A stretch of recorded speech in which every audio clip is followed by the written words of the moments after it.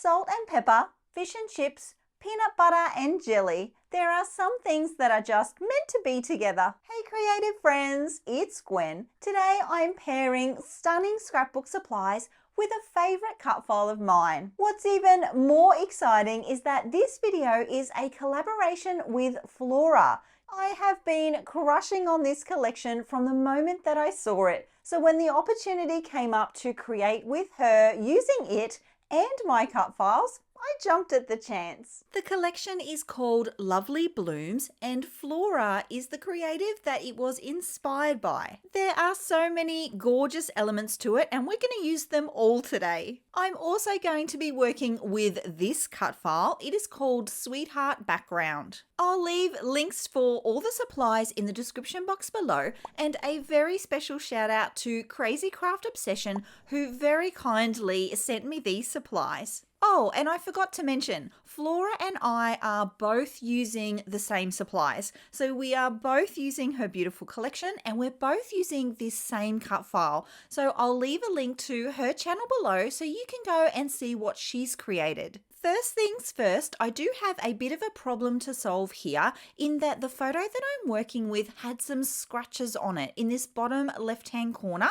It's a little bit hard to see on camera, but definitely visible in person. So my solution for that is to create an embellishment cluster. I was actually very lucky that the positioning of that cluster fits with the flow and the design that I had in mind for the page. So because this video is a collaboration, I did actually start the idea for the page with product. I started it with the collection obviously and that cut file. From there though, I've actually got quite a lot of choices that I can make. The collection itself has quite a large range of color tones in it. It's got pretty pinks and reds, peaches, and then blues and greens. And as it so happens, I have this photo of my daughter wearing a red skirt, but she's sitting in front of a pool, so there's blues and greens in the background. And I thought, you know what? That's the perfect color combo.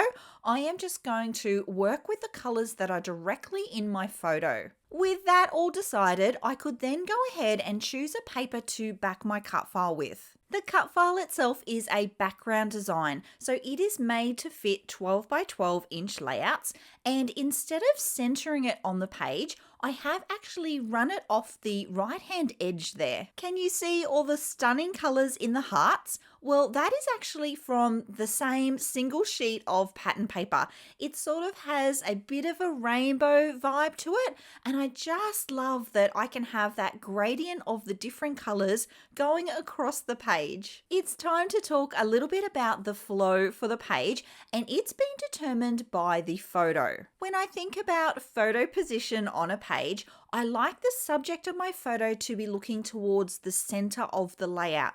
Now, that is not a rule, that is just something that I personally prefer. So in this case, the photo needed to be placed ever so slightly to the right of the layout. From there, I felt that it made the most sense that the cut file would also go off of the edge on that right-hand side.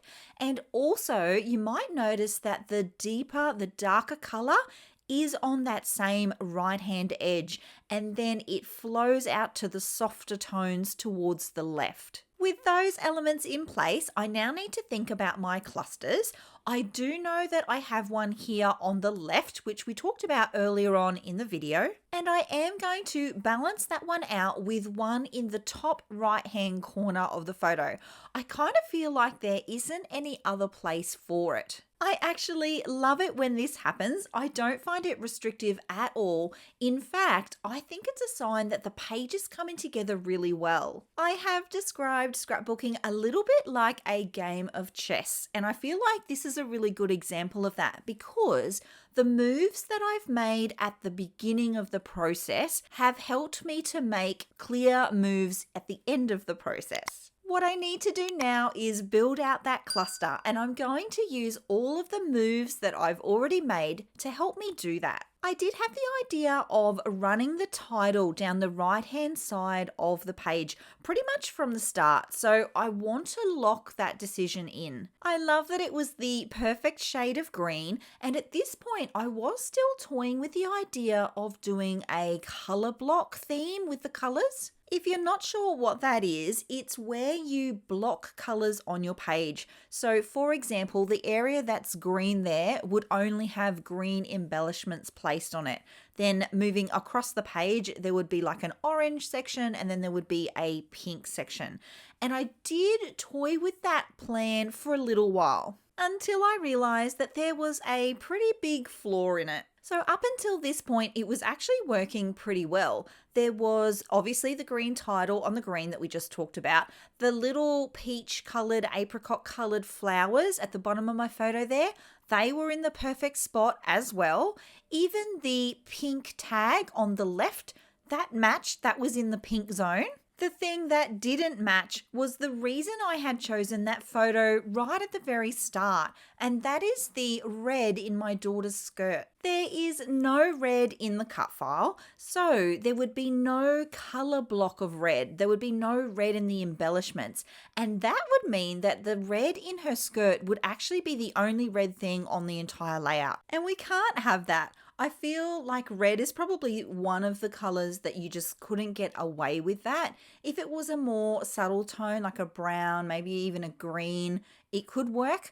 But I don't want the red skirt to be the only pop of red, especially when this collection actually has the most beautiful tone of red in some of the embellishments. So as I build out the embellishment clusters, I need to make sure that I'm going to balance the red across the page. I really want to feel like those elements have been placed with purpose. I'm going to be very careful about balancing that color out. Building the clusters out is one of the most fun parts for me, and I have been talking a lot about that on the channel. There are a couple of videos that I've done that deep dive into creating clusters. I'll be sure to leave links to those in the description box below. I was thinking this is coming together quite well, but it does need a couple more elements. Imagine the layout is made up of layers a little bit like a cake. The background is the foundation, the base of the cake.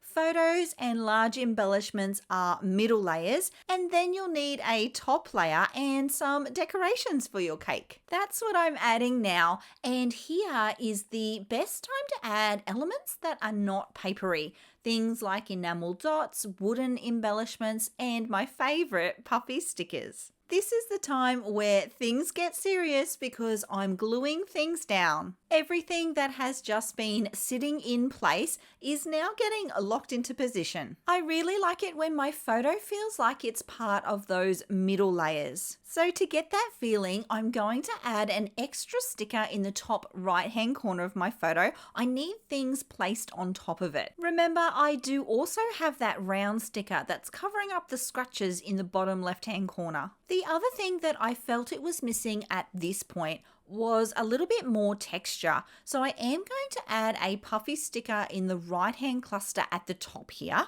I also have, in this collection, there are some fabric elements, and you'll see me add that in a minute here too. I'm going to go with a banner piece at the bottom of my photo there that says Happy Days. The puffy title will need some liquid adhesive to secure it into position. I am not going to stitch this one. Normally I would, and that's the layout done. Of course, I want to share with you lots of close-up images so you can see all the pretty details. I'm so glad the team at Pink Fresh Studio were able to be inspired by Flora to create this beautiful collection. If you're looking for even more ways to create with this stunning collection, be sure to watch this video next. I'll see you all there. Until then, bye!